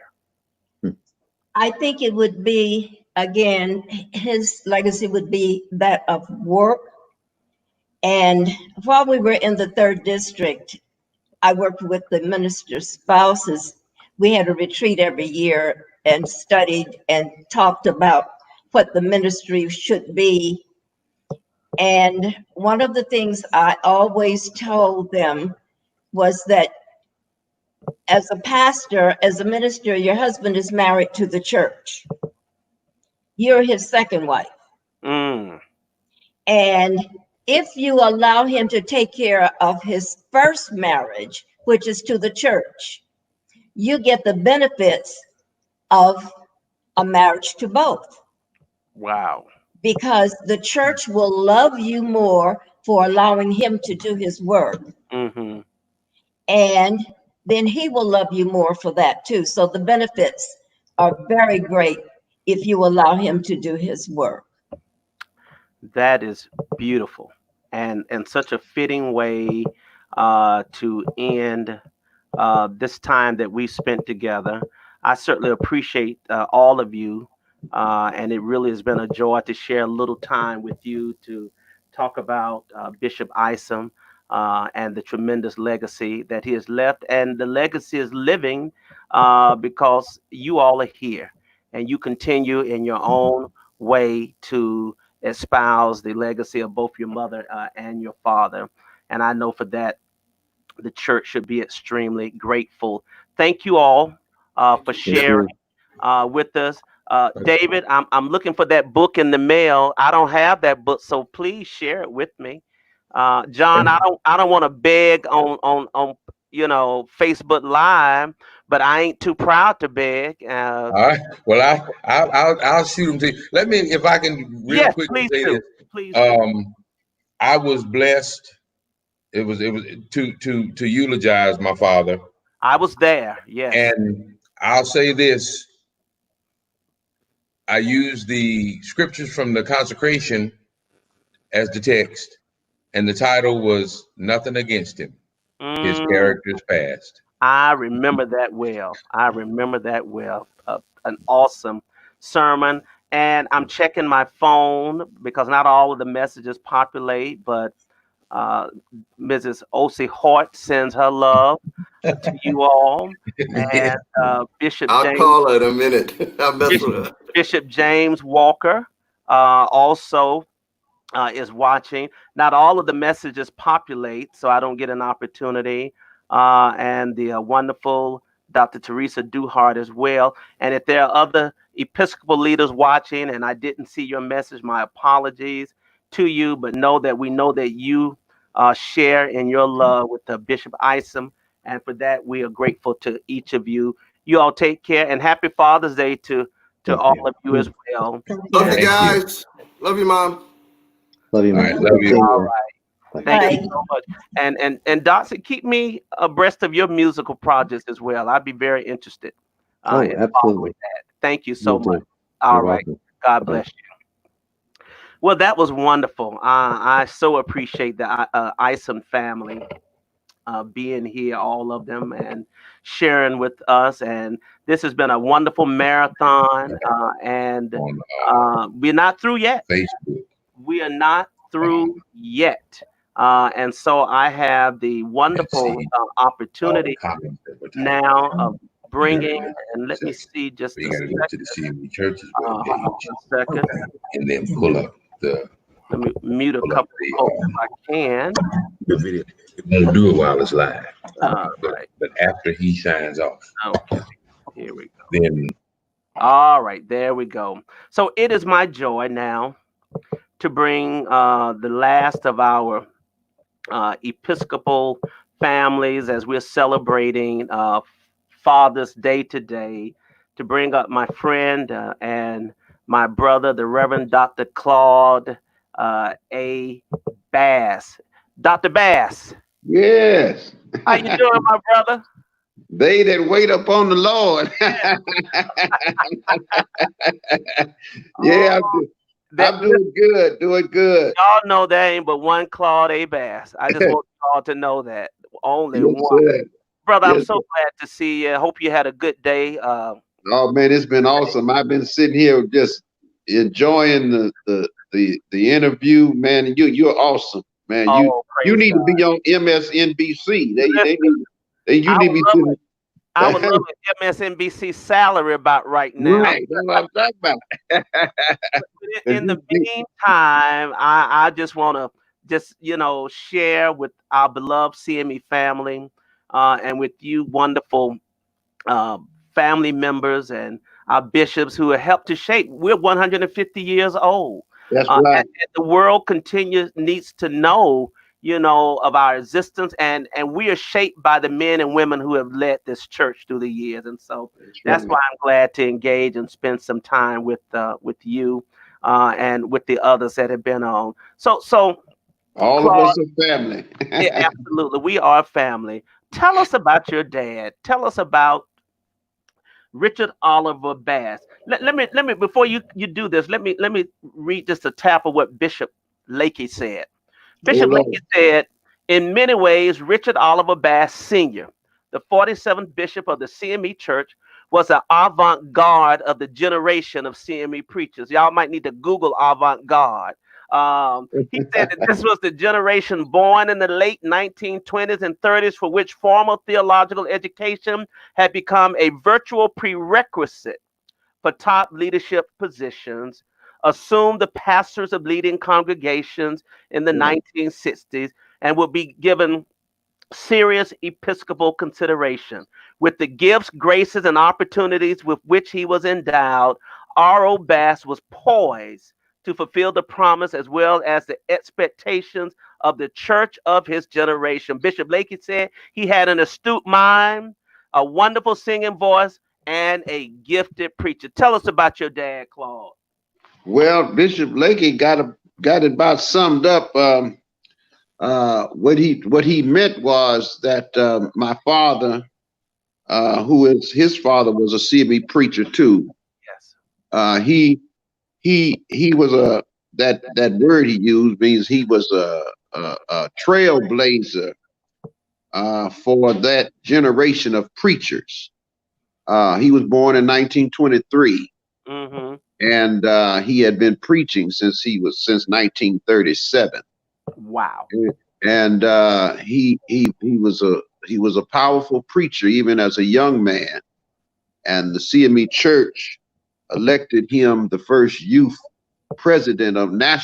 youth president of the CME Church, and sent him to Oslo, Norway. Wow. And to England and all of that.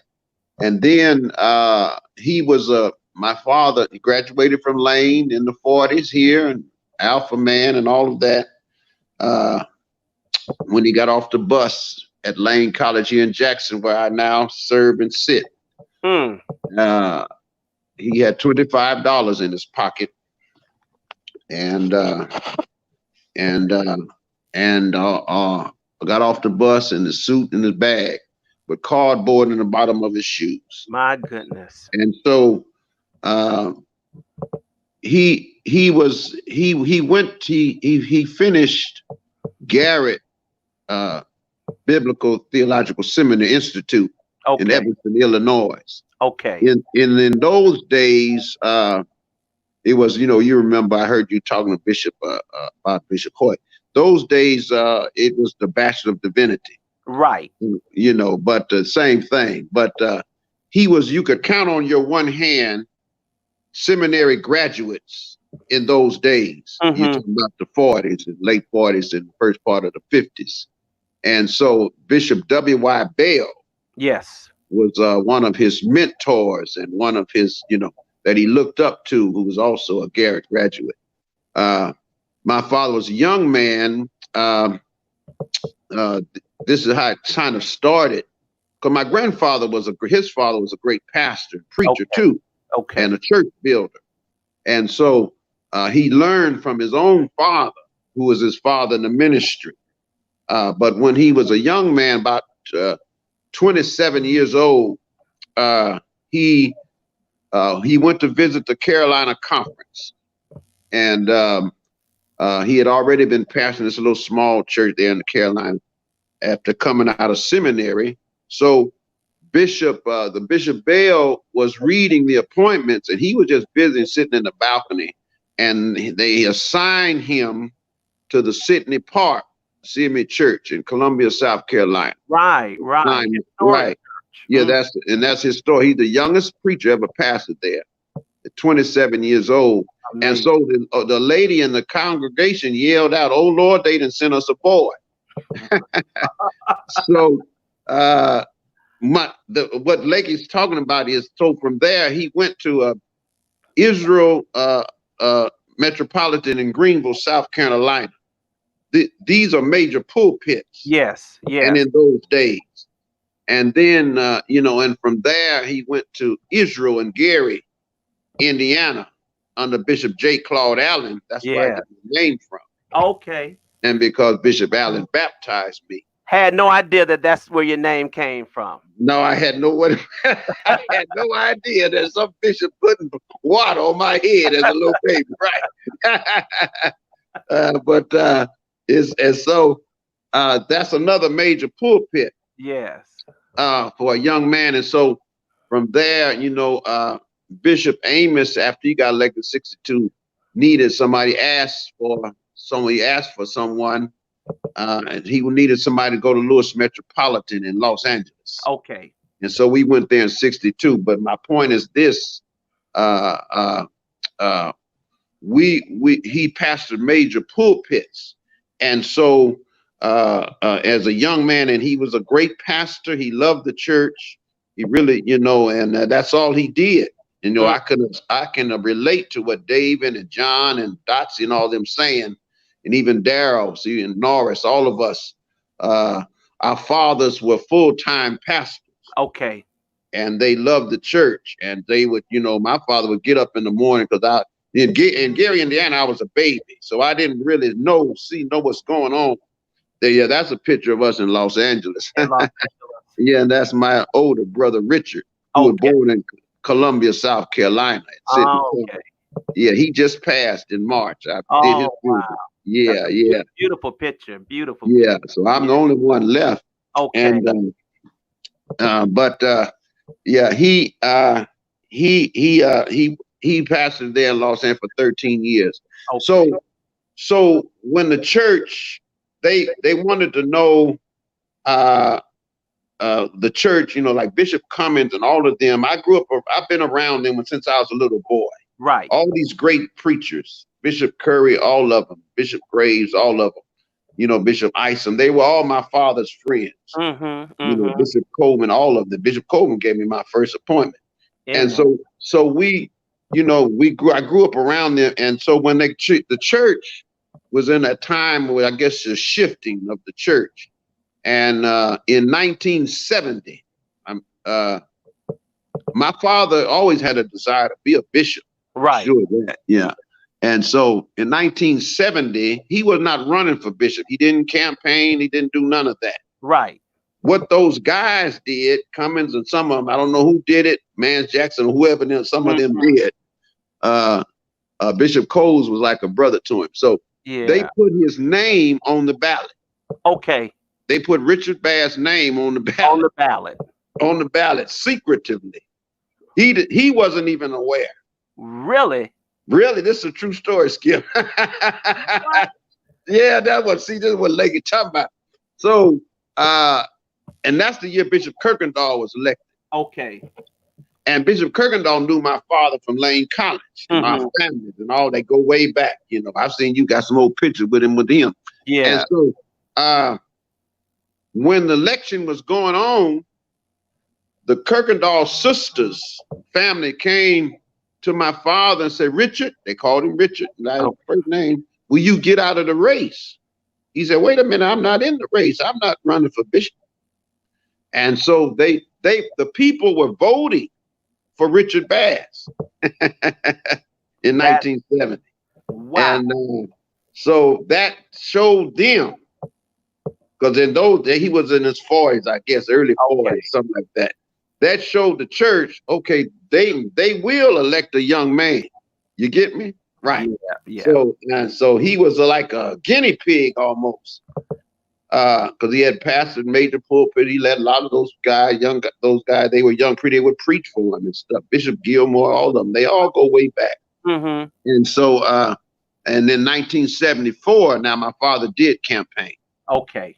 He did run with Bishop Cole and Coleman and Exum. Those. Yeah. But anyway, that's what I remember those words to ask. Why he was a trailblazer or something that the church looked at to see where we might want to go.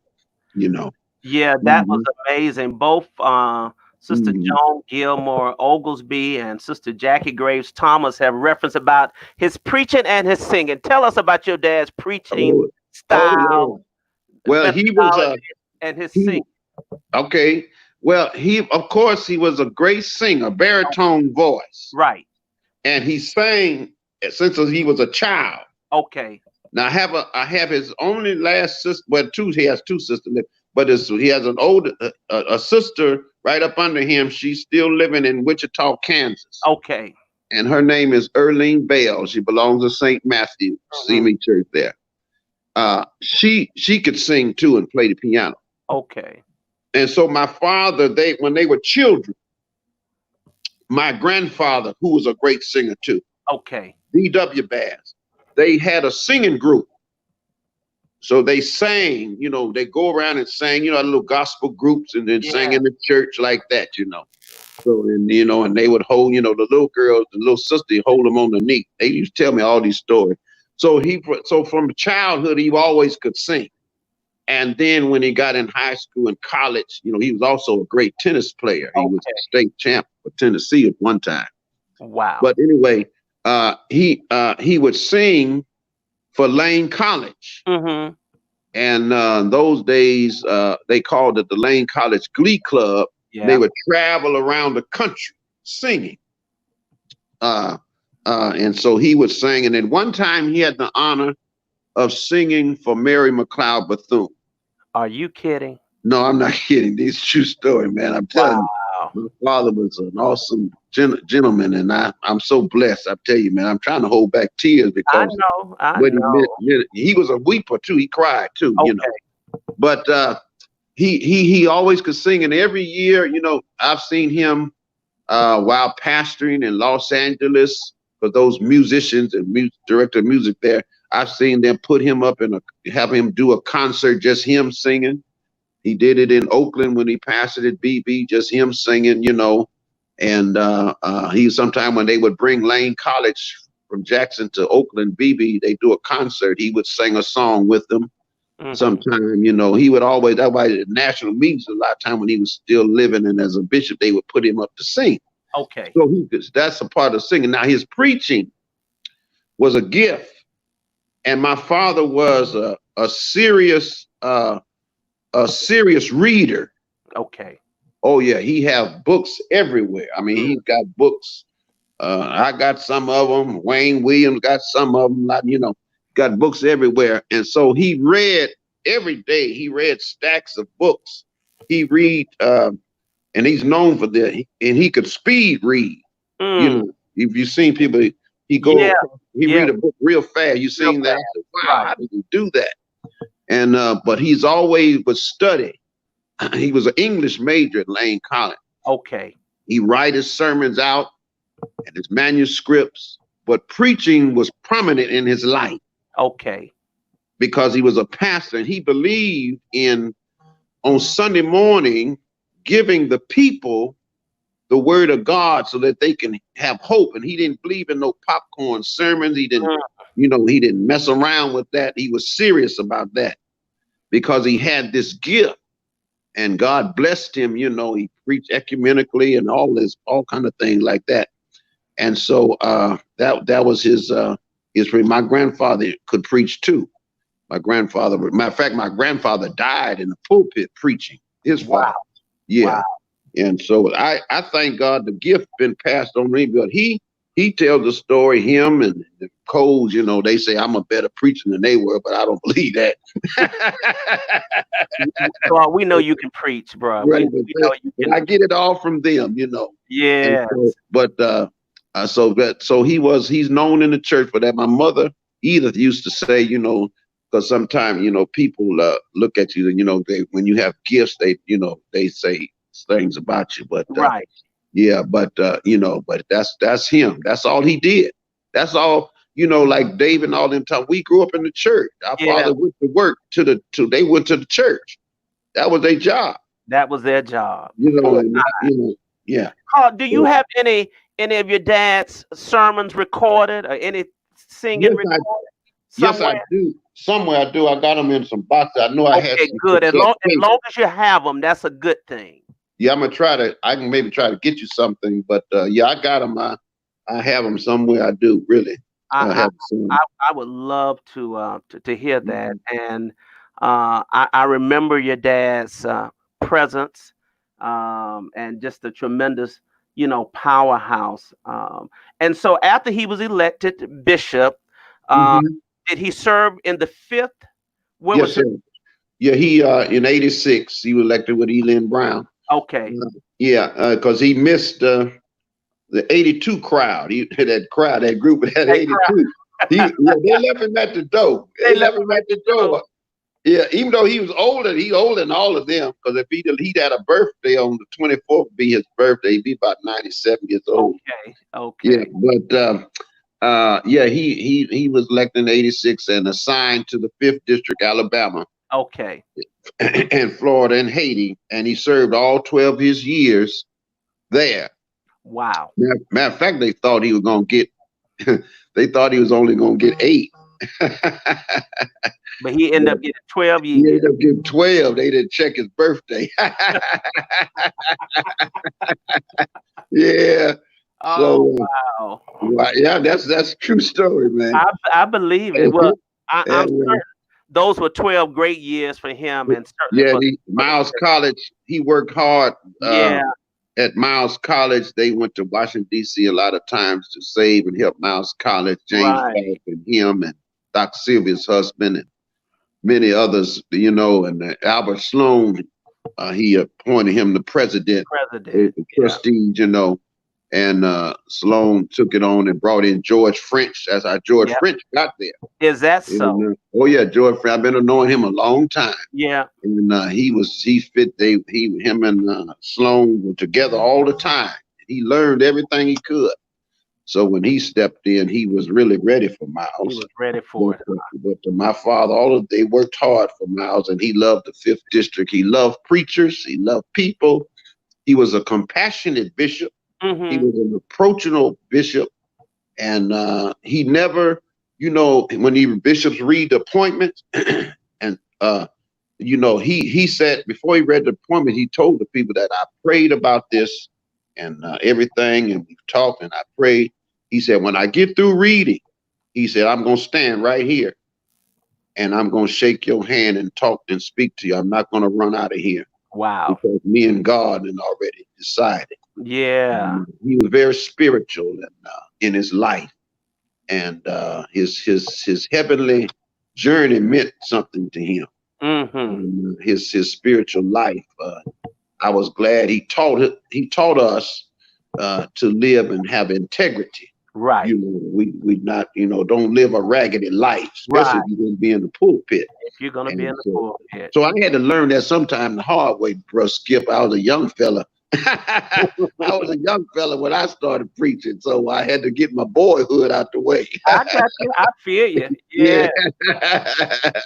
So what was that one piece? Well, and it could have been more, but what did your dad say to you that helped you, you know, in your ministry? And this morning during my sermon, I talked about, you know, some fathers didn't necessarily have to drive a point. They lived the life and their kids could see it, you know. And it sounds like from you, I'm hearing you could see your dad in action as a preacher and as a pastor. And I'm certain that it's helped to shape your life.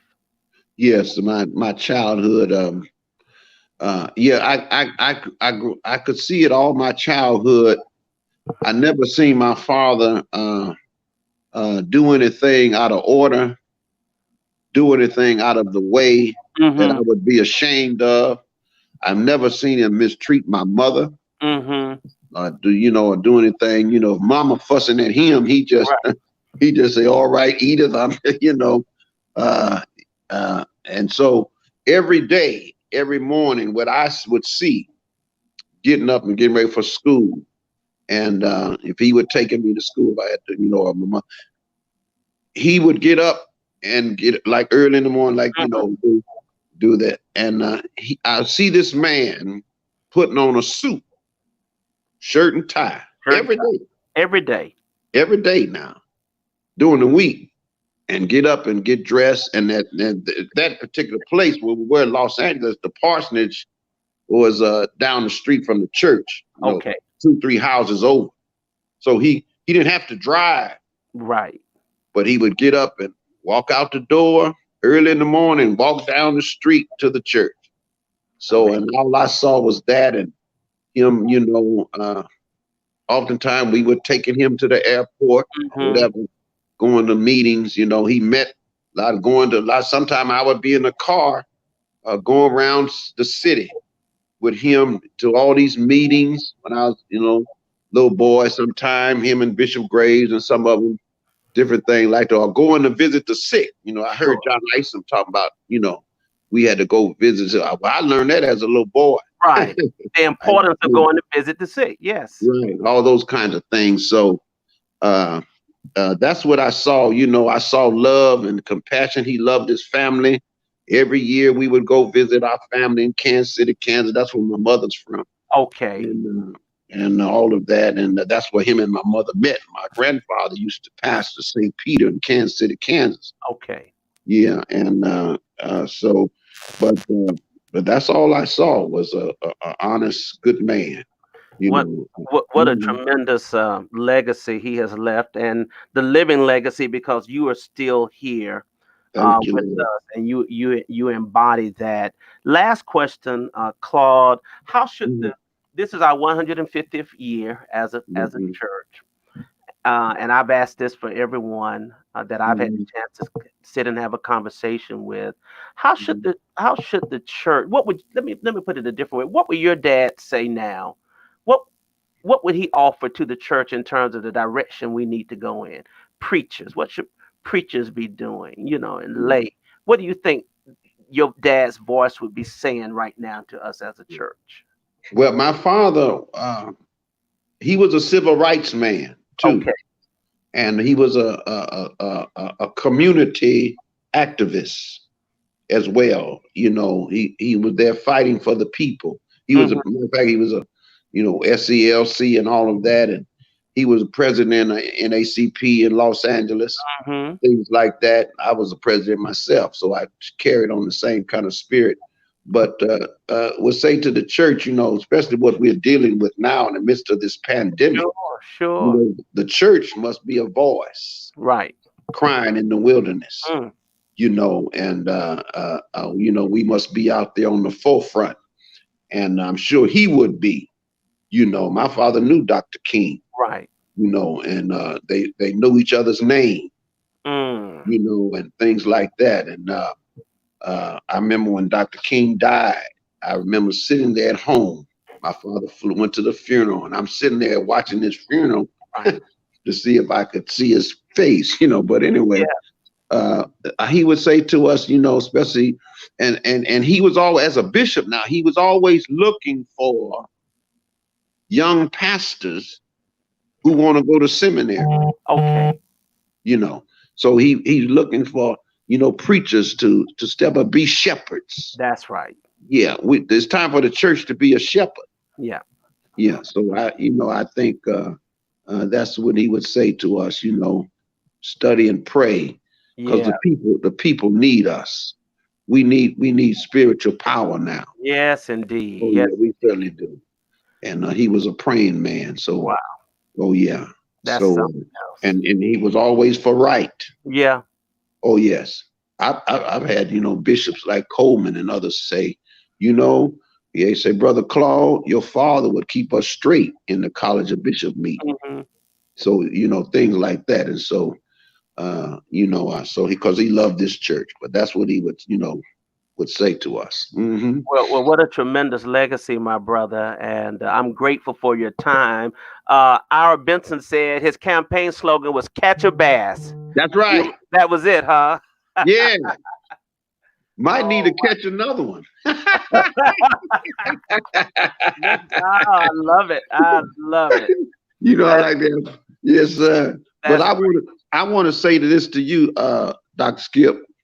I want to thank you, first of all, for me, and thank you for my family, for allowing us, and for my father and mother-in-law. Thank you for allowing this opportunity for us to share and all of the family what you're doing. It's a great honor. This 150 years of celebration. My ancestors were there too, as part of the 41 slaves. Were they? Oh yes, on my father's side. See, my grandfather was born in Tennessee, Gallatin, Tennessee, DW. I got kinfolks all around here. The Lord just brought me back home. I've never been to Jackson in my life. Never. Never. Never until Bishop Williamson asked me to come here. Okay. And then my father was born in Nashville.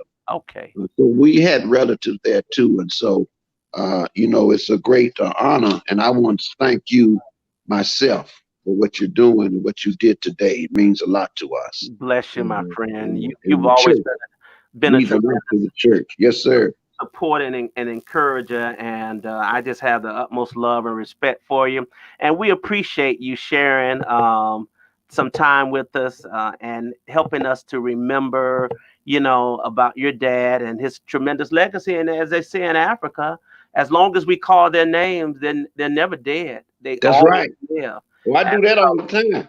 I tell you, and Yeah. so Bishop Richard Oliver Bass Sr. Yes, live sir. today, and Bishop Dotsy Ivertus Isom lives, Yeah. and Bishop Caesar Coleman Yeah.